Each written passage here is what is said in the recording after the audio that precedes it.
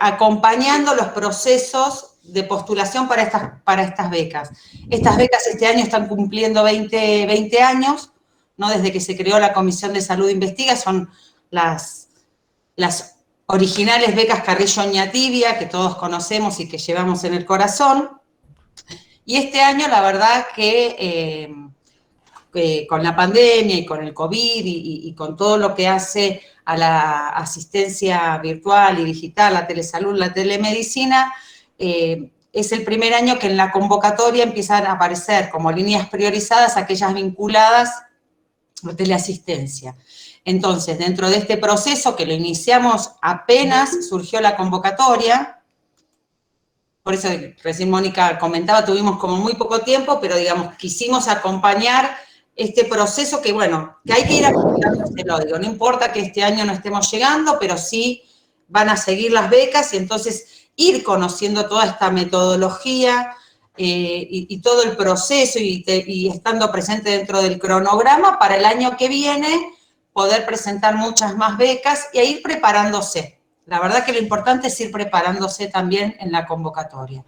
Quienes se han postulado son 3 tipos de becas, están las becas individuales, las multicéntricas y las traslacionales, que es la primera vez que surgen estas becas traslacionales, que son para los hospitales nacionales.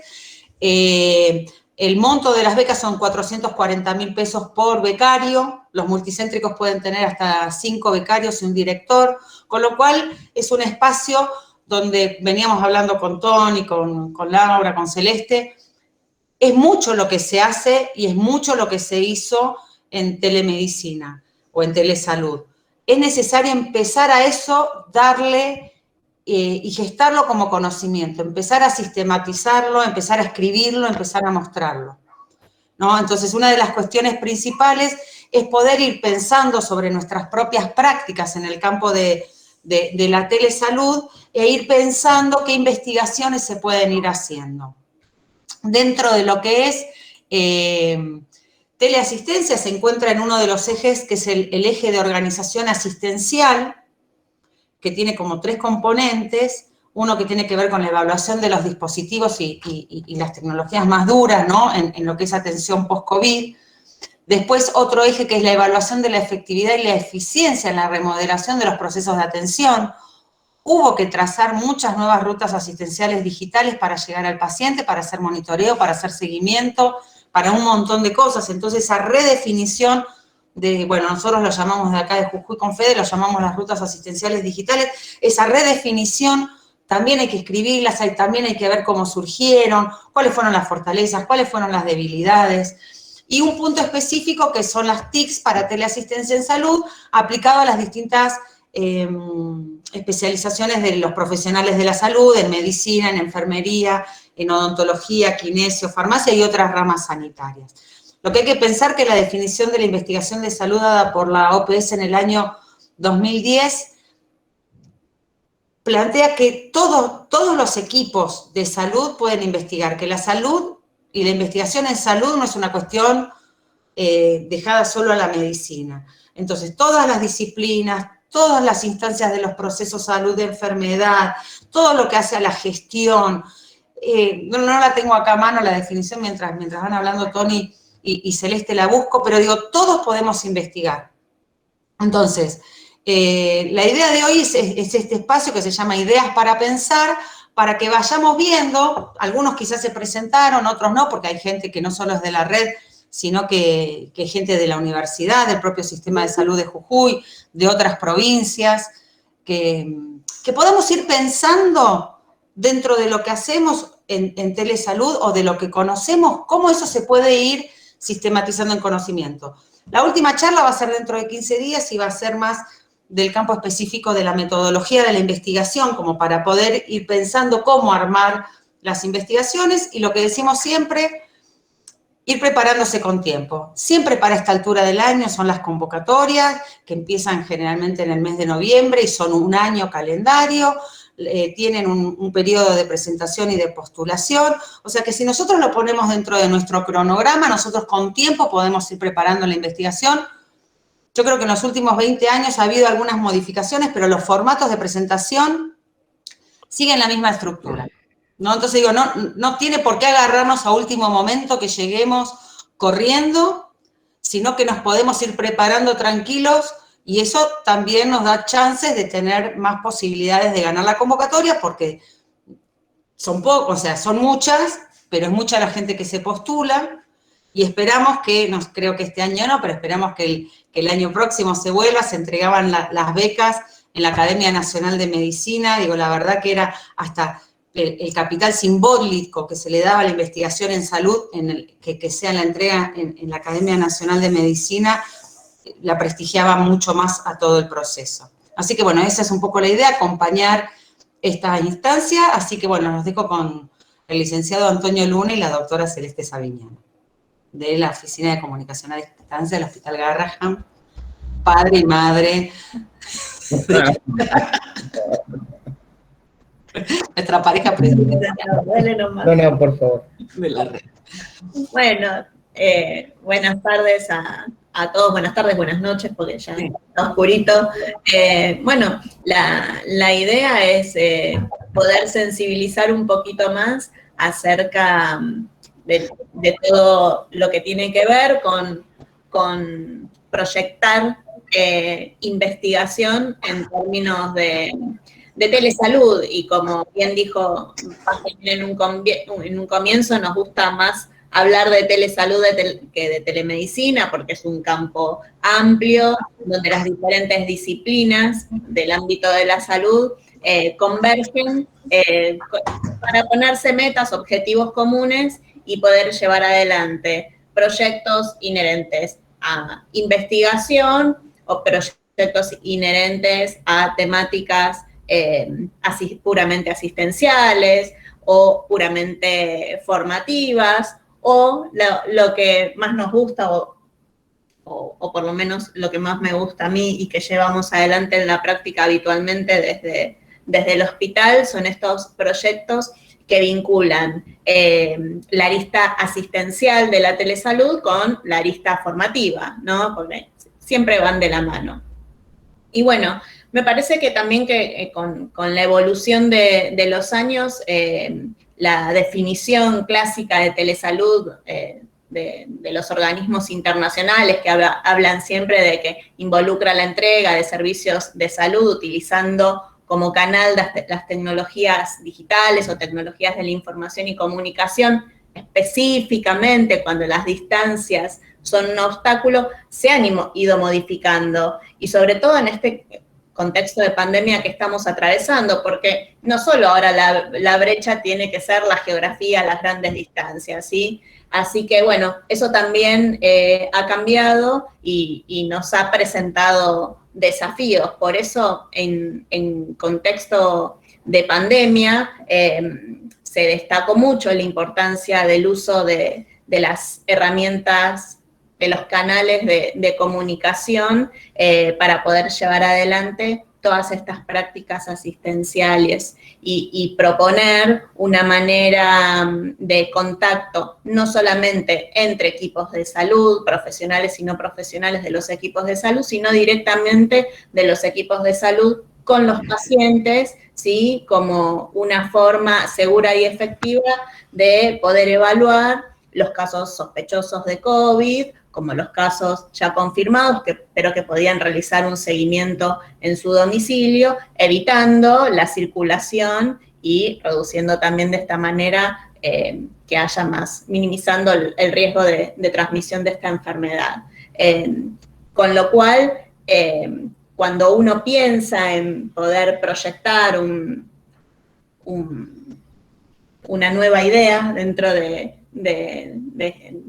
marco de la investigación en este campo, bueno, primero se tiene que plantear el problema, todo lo que tiene que ver con metodología, lo van a ver seguramente más adelante con expertos en la temática, pero bueno, cuando pensamos en proyectos de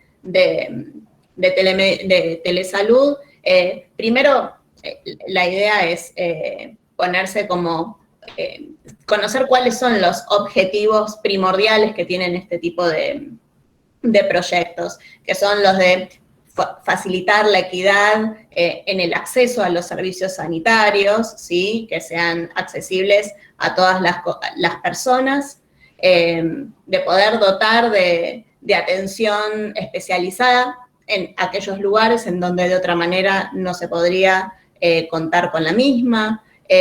Por otro lado, lo que decía, corriéndonos un poco de lo que puede ser la brecha geográfica, también tiene que ver con que esta modalidad de prestación de servicios de salud permite reducir tiempos de espera, facilitando el manejo precoz de los pacientes y sus diferentes situaciones que atraviesan los ciclos el ciclo de salud de enfermedad, reducir traslados innecesarios, reducir costos, tanto directos como indirectos, y por el otro lado, lo que hablaba es que en estos mismos proyectos con arista asistencial se puede involucrar todo lo que tiene que ver con la formación permanente de los equipos de salud y también la formación continua en tanto a lo que es la prevención y promoción de la salud para los pacientes.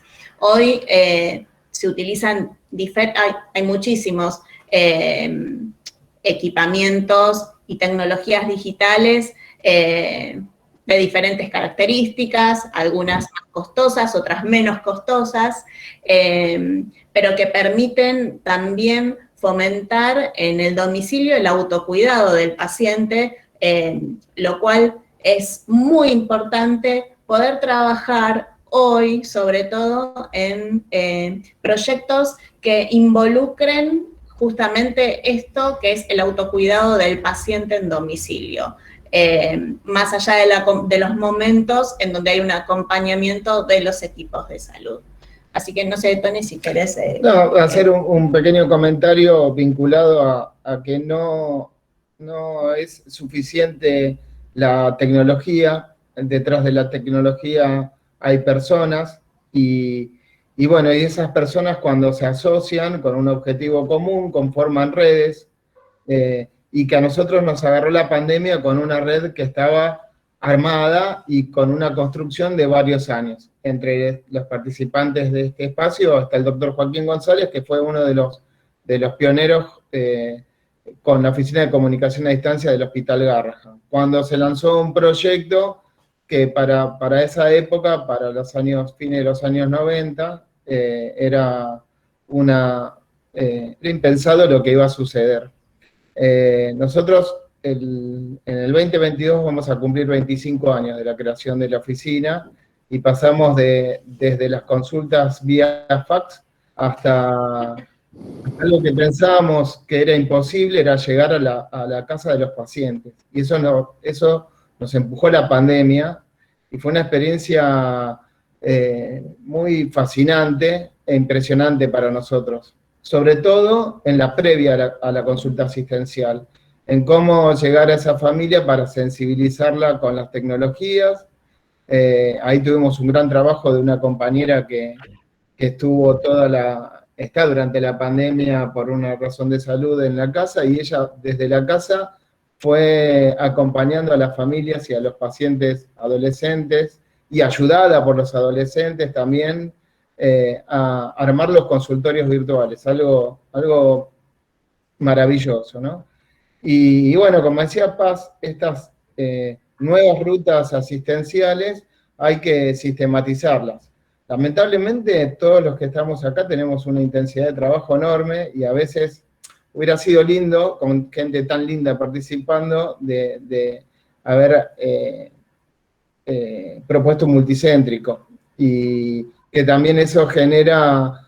hay una historia con la provincia de Jujuy, una beca Carrillo Niatibia, después la vamos a poner a disposición, donde participó la provincia de Jujuy, junto con otras 5 provincias argentinas y el Hospital Garrahan, y hace varios años, 2009, se sentaron las bases de un lenguaje común y de socializar conocimiento, así que es muy, muy interesante remitirse a la historia para ver uno cómo encara el futuro, y también para soñar, ¿no? Porque de alguna manera, en estas cuestiones, además de todo lo que tiene que ver con la solidaridad sanitaria y con las redes, no son solamente redes intelectualmente diseñadas, sino que tienen un componente emocional muy fuerte. Son redes académicas, pero también son redes emocionales. No sepas si querés decir algo, porque te veo ahí como... Tenés el micrófono apagado. Lo que creo que es una gran oportunidad, digamos, ya la red ha demostrado lo que es en teleasistencia, en telegestión, en teleeducación, y quizás la pata más floja que tenemos es la de teleinvestigación. Y tenemos, por eso digo, yo creo que es el momento de empezar a prepararnos para el año que viene y prepararnos con tiempo, y que el año que viene explote la convocatoria de cuestiones vinculadas a la telemedicina. ¿Por qué? Porque muchos vamos a ser egresados de la diplomatura, donde también la consolidación del marco teórico, porque vos sabés que para una investigación vos le tenés que dar un marco teórico, y entonces ya estamos todos manejando el mismo lenguaje. Por eso me parece que poder ir pensando los temas, ir armando, ahora le vamos a pedir a Mónica que nos cuente, pero Mónica quiso presentarse, tenía el proyecto todo y le faltó un director técnico, un DT, sí, un director técnico. Pero salió a la cancha. No, pero lo que digo es, vayamos preparándonos, porque el año que viene va a haber convocatoria otra vez. Y en vez de tener que llegar 10 días antes corriendo para ver qué hacemos, armamos el multicéntrico, vayamos dedicándole, incluso acompañando la diplomatura, para que lleguemos tranquilos. ¿Se entiende? Porque se pueden ir armando distintos multicéntricos, no es que tiene que ser uno, pero de repente digo, los que hacen pediatría, digamos, los que hacen terapia, los que hacen adolescencia, los que tuvieron que salir a armar consultorios. Una cuestión, y creo que hay un insumo muy grande, tiene que ver con las encuestas de satisfacción. Entonces, a ver, ¿qué le preguntamos a la ciudadanía? ¿Dónde encontramos la brecha digital? Porque la accesibilidad geográfica era una. Hoy tenemos una brecha digital que en el caso de los adultos mayores generó un montón también de situaciones de aislamiento, de desconocimiento, de perdición, de confusión. O sea, el no poder acceder y estar aislados y estar solos tuvo un impacto también en la salud. Entonces, ¿cómo vamos leyendo esas brechas? ¿Qué se puede ir haciendo para esas brechas? Porque lo que tiene de piola el tema de la investigación es que vos el problema lo tenés identificado, le buscás una solución, le das un marco teórico, pero además lo estás pensando desde la propia práctica. O sea, mirar el problema que vos tenés e ir pensando ya las soluciones, pero eso traducirlo en conocimiento. Porque yo estoy segura, o sea, que todos hemos tenido un montón de problemas y le fuimos encontrando la solución. Ahora es dar como el otro salto, eso escribirlo, eso compartirlo, eso compararlo, ¿no? Entonces me parece que esa pata que quizás nos falta a la red, ¿no? Porque se va haciendo como teleinvestigación desde otros lugares, pero que la red tome, como siempre fue tomando todo, y que nos vayamos preparando con tiempo. Yo les quería leer la definición de investigación para la salud, que dice que la investigación para la salud es la investigación emprendida para incrementar los conocimientos acerca de la salud. Incluye cualquier disciplina o combinación de disciplinas que procuren determinar y mejorar las repercusiones de las políticas, los programas e intervenciones que se originan dentro y fuera del sector de salud, incluidas las investigaciones biomédicas, las de salud pública, las de salud ambiental, las ciencias sociales y de la conducta, y el estudio de sus relaciones con factores sociales, económicos, políticos, jurídicos e históricos, con el propósito de lograr el nivel más alto posible de salud y ausencia de enfermedad en la población en general y en los individuos. El que no investiga porque no quiere. O sea, esto yo lo vengo diciendo hace un montón.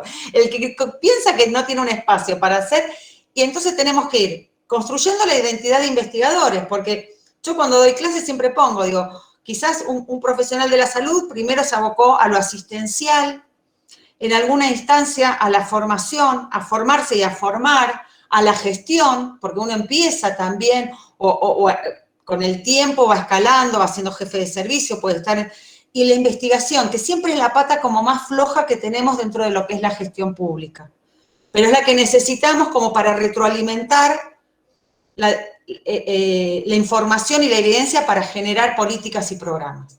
Entonces me parece que en telesalud es eso, Yo, si quieren, digamos, la idea de hoy, estuvimos viendo en los anteriores enfoques de curso de vida, que también es un enfoque nuevo, un poco esto que vos decías, Celeste, ¿no? Que tenemos que tenerlo muy en cuenta, porque el enfoque de curso de vida tiene 3 tipos de cuidados: el cuidado individual, el comunitario, ¿no? Y el institucional, y cómo, bueno, la telemedicina en esto, a ver, sedentarismo, que digamos, con todo lo que esto significa. El uso de la inteligencia colectiva de los canales de YouTube de gente haciendo actividad física. O sea, todo el mundo pudo hacer actividad física en su casa, cosa que antes ni siquiera salía a hacer actividad física fuera.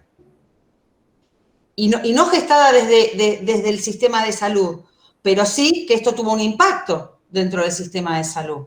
Entonces me parece que el cambio de paradigma, la pandemia que nos trajo todas estas cuestiones, es para ir pensando todo esto, ir tomándonos el tiempo.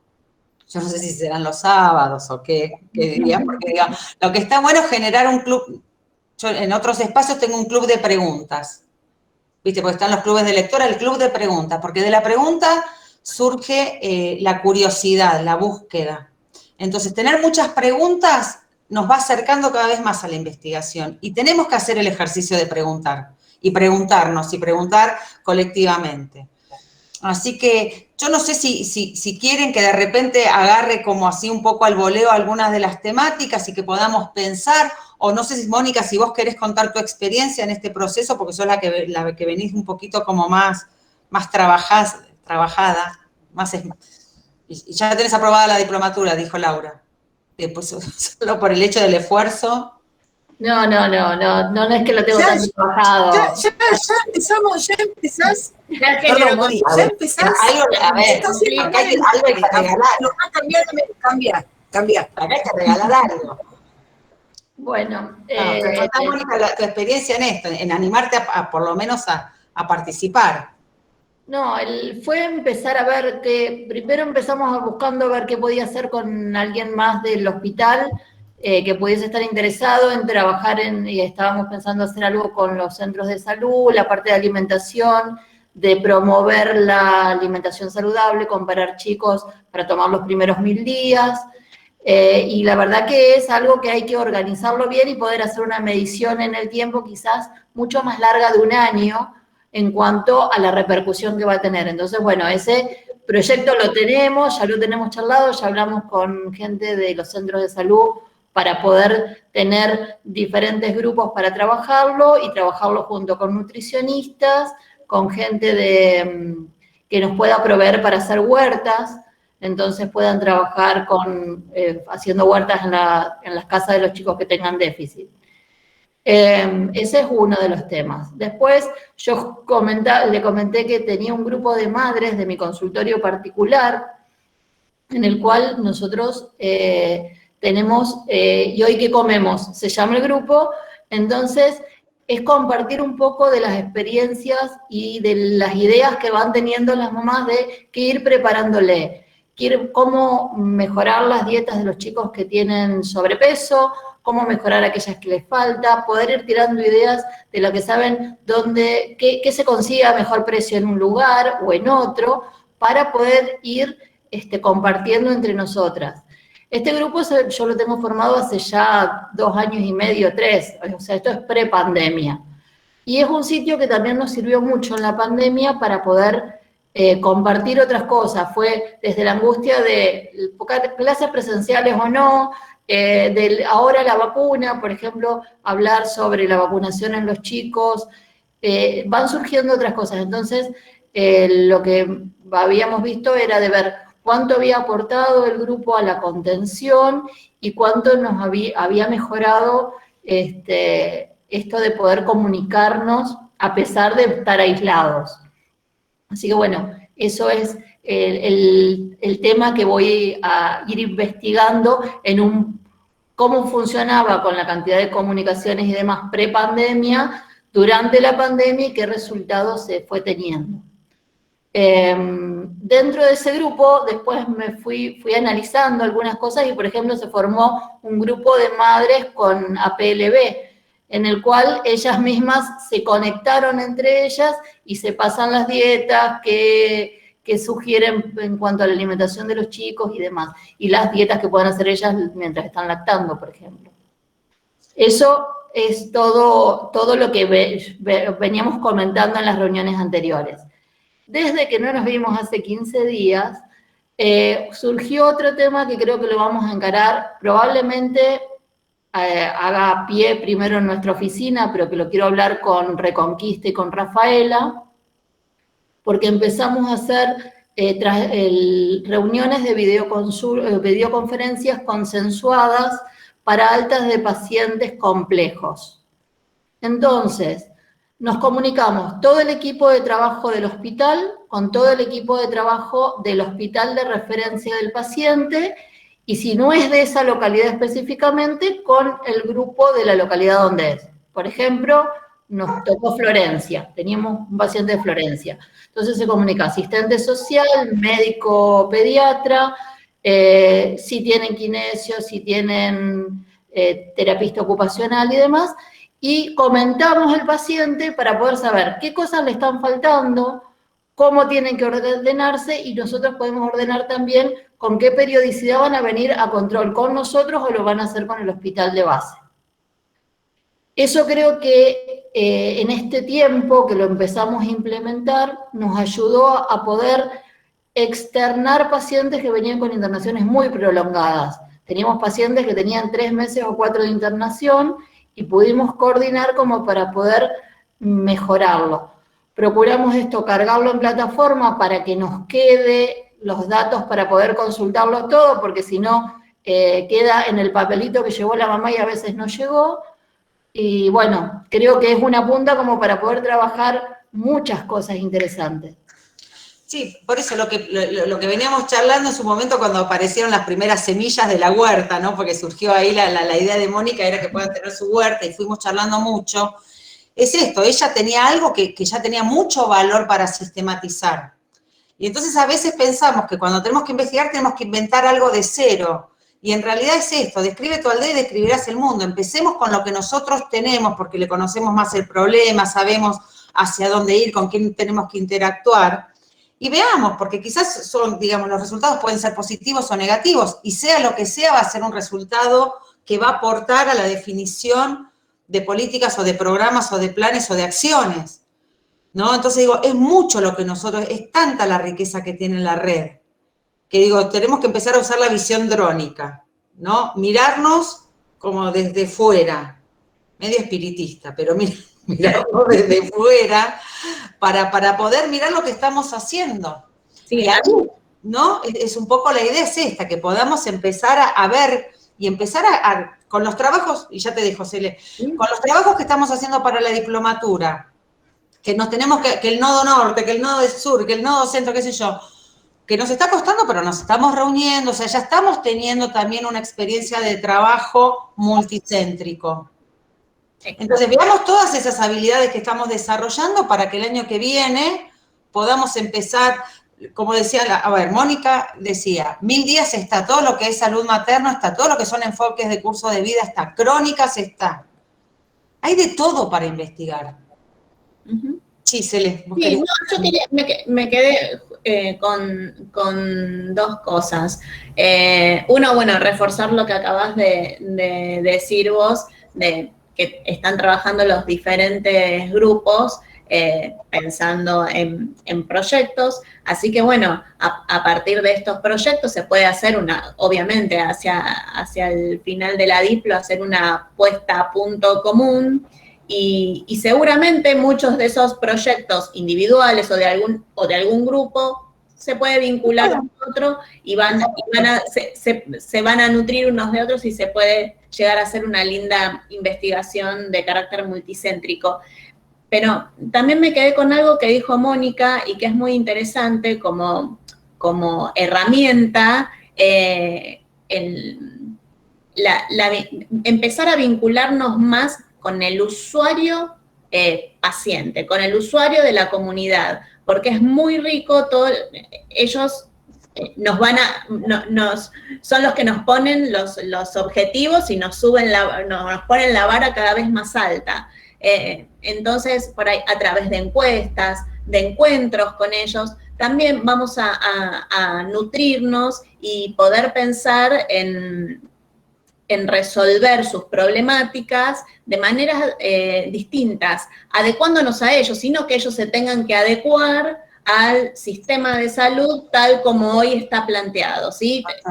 Innovar es justamente esto, no poner una nueva tecnología, la más cara, la más linda, porque, bueno, en nuestro país hoy sabemos que por ahí tenemos algunas limitaciones, sobre todo con temas de conectividad o poder incorporar herramientas tecnológicas o dispositivos que hoy no los podemos hacer llegar a toda la comunidad. Entonces, pensar que ellos nos ayuden a pensar. Totalmente. Así que esto que comentaste, Mónica, que estás trabajando acerca de estos grupos de madres que hablan de la alimentación, bueno, a partir de diferentes preguntas podemos rescatar y son un recurso más que válido, porque para ellos nosotros vamos a pensar en estos proyectos. Sí, y me parece que por eso digo, ir incorporando dentro de la práctica o de la gestión algún tipo de encuesta, o sea, porque ahí vamos a tener insumos para lo cualitativo, para lo cuantitativo, ¿no? Y empiezan a aparecer conceptos. El de inteligencia colectiva es que hay que ver, empatía virtual hay que ver, o sea, hay que empezar a definir como nuevos conceptos que hacen a la apropiación de las prácticas. Y quizás es el momento de hacer un corte también y preguntarle a la población cómo le fue con todo esto y que ellos nos enseñen, ¿no? Por eso es mucho lo que hay. Es que si vos no le das la palabra al paciente, difícilmente vos puedas ver realmente cuál es el problema en todo lo que se hace a esta modalidad de atención como para poder darle solución.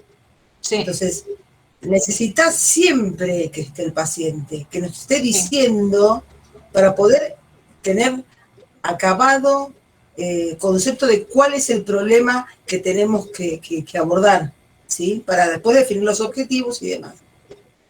Sí. Y sobre todo a ver, hablamos y todos leemos de atención centrada en la persona, lo ven, se viene muchos años, pero que sea una realidad, porque la atención centrada en la persona tiene que ver justamente en entender cuál es la necesidad de las personas y sobre todo de los grupos más vulnerables, bueno, todo lo que tiene que ver dentro de los cursos de vida, tenemos diferentes grupos vulnerables, entonces tenemos que escucharlos a ellos y realmente empezar a descontracturar las formas que tienen, no sé si en términos generales, el sistema de salud, las organizaciones. Hay estructuras que son muy difíciles de modificar. Bueno, aunque sea algunos, podemos empezar a traccionar para lograr eso. Es que esta cual a ver, el modelo, este modelo paternalista del cual siempre hablamos, decimos, bla, bla, bla. Sí, bueno, atención centrada en el paciente, en la persona, perdón. Bueno, si nadie lo hace, hagámoslo nosotros. Sí. Somos la punta de lanza. Un breve comentario también a punto de partir de la pandemia. Si bien uno ya sabe que el fin del transcurrir de todas las instituciones de salud públicas, privadas, son los pacientes y las familias, fue después de la ASPO y la DISPO encontrarnos con esos pacientes que nos comunicamos en forma virtual, a través de diferentes entornos, no solamente videoconsulta. Y ahí esto no nos pasaba, por ejemplo, vinculado a la telemedicina que practicábamos en el hospital, que era segunda opinión con equipos. Entonces empezamos a encontrar muchísima gratitud, sobre todo a los que estuvimos apoyando para que se generen esas instancias de teleasistencia. Y ahí esas encuestas se pueden hacer en forma presencial, tanto con la familia como con el paciente, inclusive estuvimos aprovechando también para sacarle los teléfonos en el buen sentido y descargarle el sistema Webex que provee el Ministerio de Salud de Nación, enseñarles ahí mientras esperaban en el consultorio, bueno, toda una cosa muy, muy artesanal por el momento. Yo creo que somos una gran comunidad de práctica en términos de gestión del conocimiento, que hay que encontrar el momento y el lugar para ponerse a escribir, que lamentablemente es difícil ordenarnos, porque además de nuestro trabajo somos inquietos y permanentemente nos estamos capacitando. Volviendo a lo que decía Paz, la deuda es escribir para que esta producción colectiva pueda multiplicar esta nueva modalidad de atención, o esta tercera modalidad de atención. No es una herramienta, sino que es una forma de atender distinta, y post pandemia vamos a ver, tenemos que tener previsto un escenario futuro con claridad, que solo a punto de partida de la investigación lo vamos a tener. Sí. Yo lo que creo que esto, la convocatoria ayuda muchísimo. A ver, todos hemos hecho investigación sin financiamiento muchísimas veces, con lo cual, digamos, esto es como, nada, es un incentivo mayor.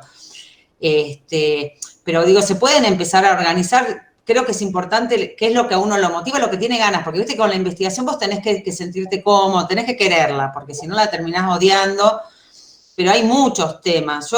Una cuestión, digo, que tiene que ver con los lenguajes, el lenguaje de iconos, el lenguaje de emoji, ¿no? Pensar en los adolescentes. El otro día nos pasó en un grupo, contaba una de las chicas que se quería comunicar con la abuela vía Skype, ¿no? Hace tiempo.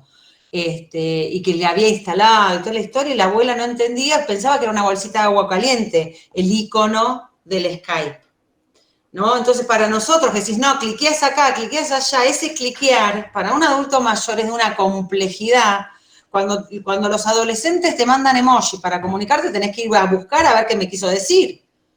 ¿Viste? Nosotros, yo digo, consentimiento informado, Laura. Hoy hay 3 emojis, que es el dedito, la vela de victoria y el ok, que son aceptación. Con lo cual, cuando un adolescente te pone el ok, te está consintiendo. Y tenemos que hacer como nuevos lenguajes. O sea, es tanto lo que tenemos que ver en lo comunicacional, en lo asistencial, en la gestión, ¿no?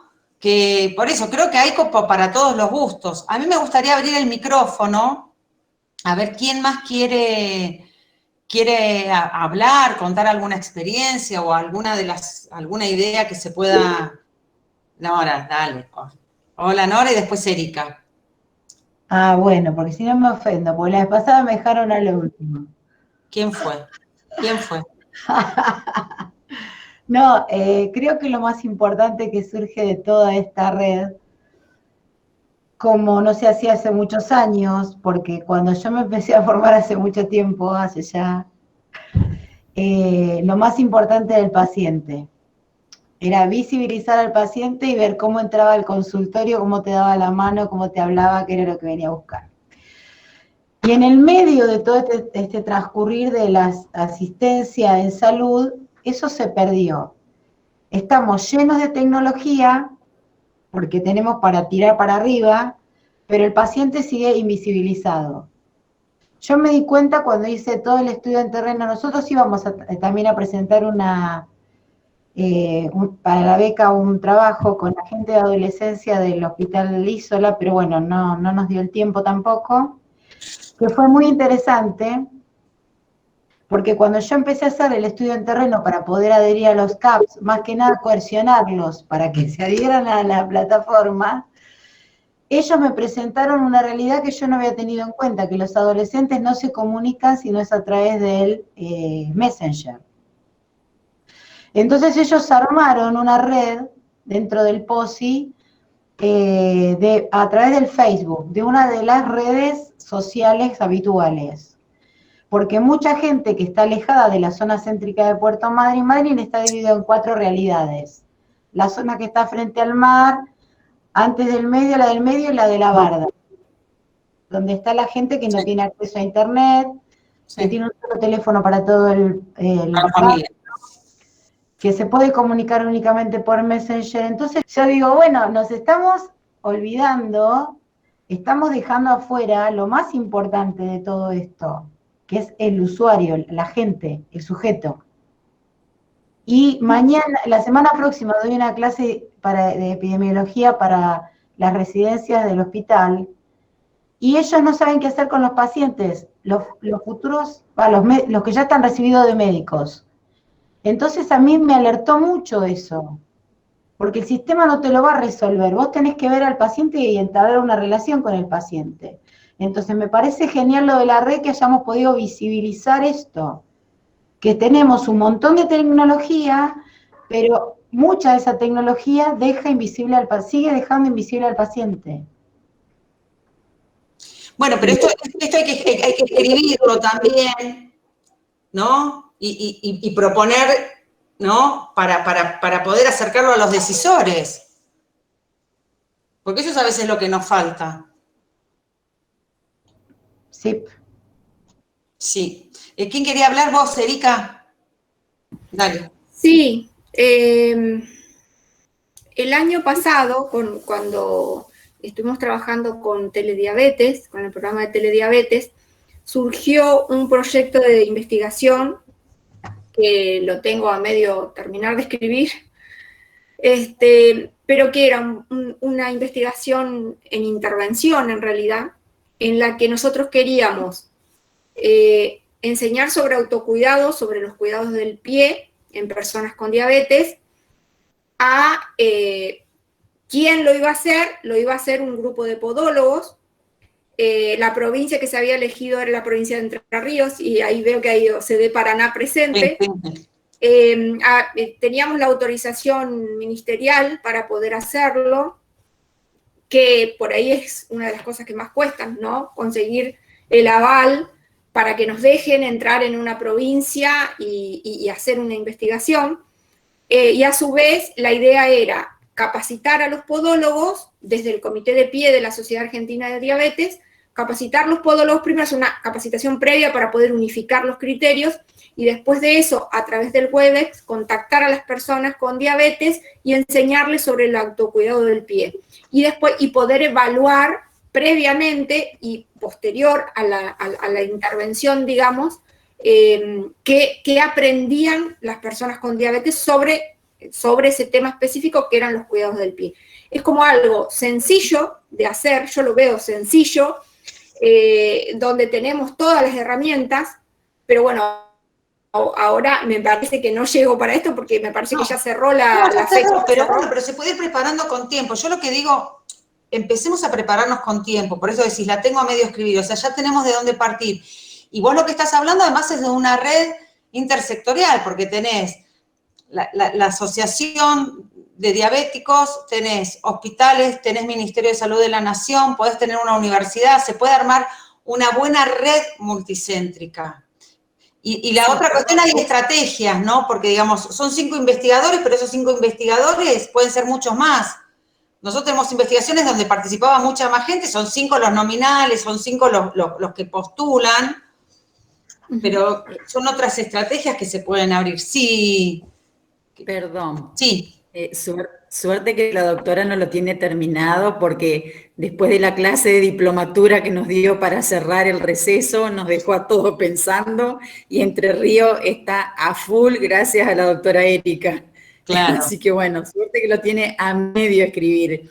Respecto de lo que usted comenta, yo lo estoy reactivando al tema, con el tema de pie diabético, porque tengo las personas identificadas que están interesadas en hacer esta investigación, este proyecto, esto que usted está contando, y bueno, estoy primero reuniendo a las personas, luego estoy viendo el tema de quiénes trabajarían, y luego estoy viendo con el tema de la gente de ministerio. Así que cuando haya novedades, podremos sumar y aportar, o cuando tengamos el consentimiento, se hará un Zoom o alguien con quien corresponda para que usted pueda cumplimentar su investigación.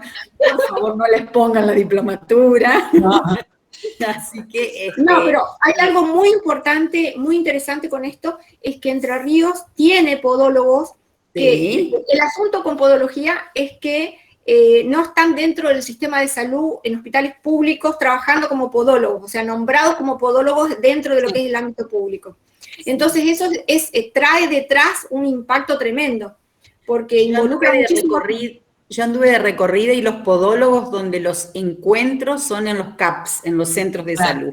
Ahí los he encontrado. Entonces, justamente porque sé que hay gente interesada en este tema y porque tengo ya un proyecto que se me ha elevado muy informalmente, se me ha manifestado la intención de trabajar sobre esto, y sí, el hospital no lo tiene, pero estuve de recorrida en interiorizándome en algunos CAPS. Entonces ahí sé que lo... Sí. André, perdón. Sí, claro, hola, ¿cómo está? Buenas, ¿cómo va? Para sugerir, hay colegio de podólogos acá. Sí, exacto. O sea, sería el mejor lugar para encontrarlos, digamos. Por eso es que se eligió Entre Ríos, de toda la Argentina, digamos, se eligió Entre Ríos por eso, porque esa es una gran fortaleza que otras provincias no tienen. Sí. Por eso yo lo que les sugiero, Erika, Valentina, OCD Paraná, no sé cómo es tu nombre, porque me aparece todo lo institucional, y Grisela estaba levantando la mano. Lean los formularios. Amíguense con los formularios, porque si no, viste, es como, entonces, cuando vos vas pensando y ya tenés el esquema del formulario, ya lo vas armando en función de eso. No han variado en los últimos años. Sí, es más, le cuento, hay un chico que se dedica, un médico, que se ha capacitado en el extranjero, es de San José de Feliciano, una provincia que tenemos en Entre Ríos, en donde él se dedica exclusivamente a todo lo que es pie diabético. Lo conozco y la verdad que el chico es una eminencia, así que estoy recabando todos esos contactos como para poder eso informal, llevarlo, plasmarlo a una formalidad, digamos, y ver, y es como dice Carolina. Carolina corresponde, ella es licenciada en enfermera, está a cargo de la sala en el Hospital San Roque, integrante del comité de docencia e investigación. Les cuento que el comité se ha renovado y ahora, bueno, estamos activando todas estas cuestiones, por eso estábamos un poquito parados. Pero, doctora Erika, encantada en hacerle llegar todos los contactos. Bien. A ver, discúlpenme porque a las 8 me digo que nos echan. Hay que entrar a otro lado. Mónica había levantado la mano y sí los voy a invitar, dentro de 15 días tenemos el de metodología, que ese también los va a ir ayudando a ir pensando la cuestión metodológica. Mónica, vos habías levantado la mano. Estás muteada. ¿Estás muteada, Mónica? Ahí está. Hola. Ahí está. Hola. Yo soy Mónica Brizuela, soy médica diabetóloga, vivo en Ríos Turbios, Santa Cruz hace 4 años. Antes vivía en Misiones y para mí fue algo nuevo llegar a una nueva localidad. Y bueno, yo estoy en etapa de análisis de situación de la salud de la cuenca, digamos, que implica 2 municipios, y bueno, ahora un poquito más también trabajando con telesalud y viendo las problemáticas. Así que, bueno, yo tengo datos, me parece que la primera etapa es la recolección de datos, identificar los problemas, y tengo, digamos, 3 cosas que me hacen mucho ruido. Uno es los niños con diabetes, lo otro es el otro grupo etario, que son los ancianos, y el otro es el grupo de salud. O sea, veo que se repiten recetas, entonces creo que hay que trabajar también mucho en lo que es la capacitación de los médicos de APS y de los equipos de salud en lo que es el MAPEC. Así que, bueno, yo creo que para el año que viene vamos a poder armar algo nuevo, ya con datos de base, estadísticas de base, para poder presentar algún proyecto de investigación. Y bueno, ahí se puede ir armando, Erika, se puede ir armando el grupo, juntarse una vez por mes y empezar a ir tranquilos armándolo. Carlos, ¿vos querías decir algo? Sí, yo soy de Tucumán. Tengo 2 amigos que están acá y que, bueno, trabajamos juntos en la Casa del Diabético en Famayá. Estamos armando, yo soy el administrador. Y bueno, los escucho hablar, yo no participé nunca de esto. Me dijo mi amigo escucharlo, prestarle atención. Y bueno, lo hice, vi que está por terminar esto y bueno, quería poner mi granito de arena. Se habla de fin de pediabéticos, de podólogos, de chicos diabéticos, de gente diabética. Ahora digo yo, genéticamente, en el momento de la gestación, ahora que hay tanta cantidad de elementos o aparatos de detección temprana, ¿no se podría arreglar esta situación antes del nacimiento? Si se están haciendo tantas cosas para determinadas enfermedades genéticas, ¿no se podrá llegar a una solución dentro del vientre materno con respecto a la diabetes, y así como la diabetes, a muchas otras enfermedades?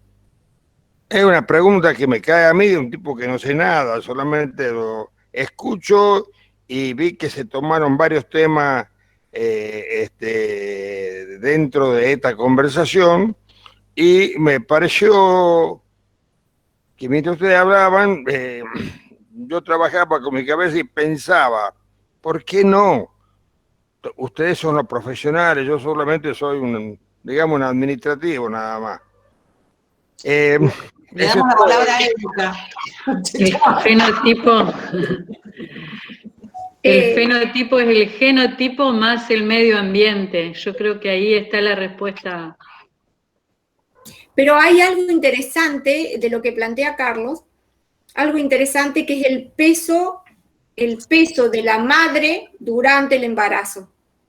El peso de la madre durante el embarazo. Y eso es algo interesante de tomar, porque si nosotros pudiéramos controlar nutricionalmente el peso de la madre, tendríamos el impacto tanto en la macrosomía del niño por nacer y también de patrones que lo van determinando en el futuro. Me parece que eso es muy interesante. De hecho, nosotros en la provincia de La Pampa hace unos años, creo que hace como 8 o 9 años, ya no me acuerdo, pero vimos diabetes gestacional, vimos el peso de las madres con diabetes gestacional y encontramos que los controles nutricionales de las madres eran catastróficos. O sea que hicimos todo un paneo de la provincia de La Pampa con el doctor Olivares y era catastrófico. Uno de los menores controles que había dentro de lo que era el embarazo era el peso de la madre.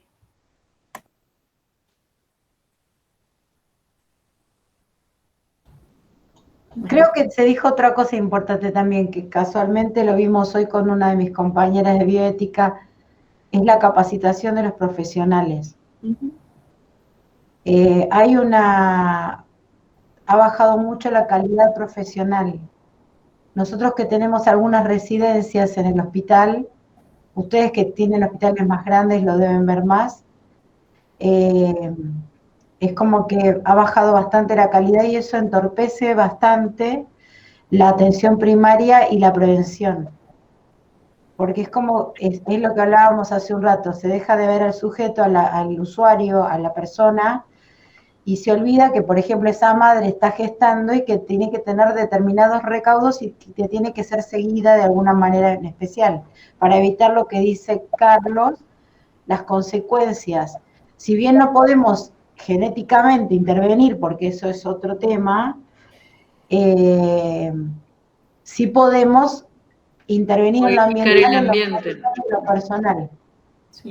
Sí, acá surgieron muchas cuestiones interesantes en cuanto a la pregunta de Carlos, que fue un disparador, y por eso siempre estos espacios en donde hay diferentes profesionales y no profesionales del campo de la salud, y donde sería también muy interesante más adelante seguramente poder ir incorporando también a las asociaciones de grupos de padres, o no solamente grupos de padres, grupos de pacientes, que nos van a ir generando estos nuevos cuestionamientos y nuevos desafíos a todos nosotros. Así que, Carlos, tanto lo que te respondió Erika, como Patricia, como Nora, son todas respuestas muy válidas y que lógicamente hay que profundizar y que una investigación sería muy interesante. Yo no sé si Paz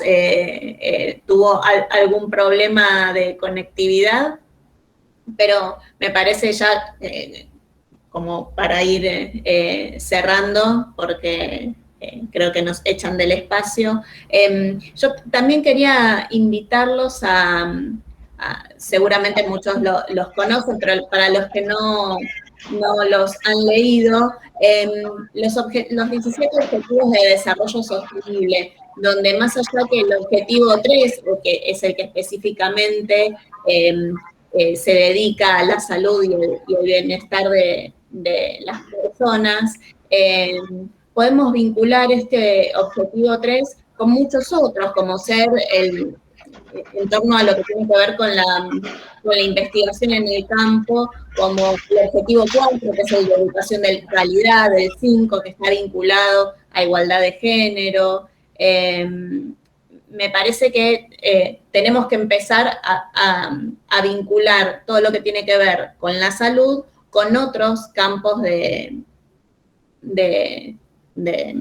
conocimiento, el objetivo 9 que habla de infraestructura, innovación, el objetivo que tiene que ver con reducción de las desigualdades. No sé, me parece que son buenos disparadores para poder integrar las diferentes disciplinas que tienen que ver con la salud y otras que no tienen que ver tanto, pero que sí generan un impacto en lo que tiene que ver con el ciclo de salud de enfermedad de las personas. Así que, nada, no sé, Paz, si andás por ahí, y si no te hacen... Ahí dice que no puede activar la cámara. Bueno, entonces me parece que vamos cerrando. En 2 semanas, Paz va a hacer la convocatoria ya para la temática más de una guía metodológica para seguir avanzando acerca de las ideas que cada uno de ustedes tienen. Y nada, me parece que lo más interesante es esto de aliarnos entre todos para poder lograr los objetivos. Así que, bueno, les agradecemos por Paz. De parte de Paz y nada, desde nuestro lugar siempre es muy interesante poder compartir con todos ustedes esto de construcción colectiva. Así que bueno, un abrazo fuerte a todos y, Chao, bueno, semanas. Gracias, que tengan buenas noches.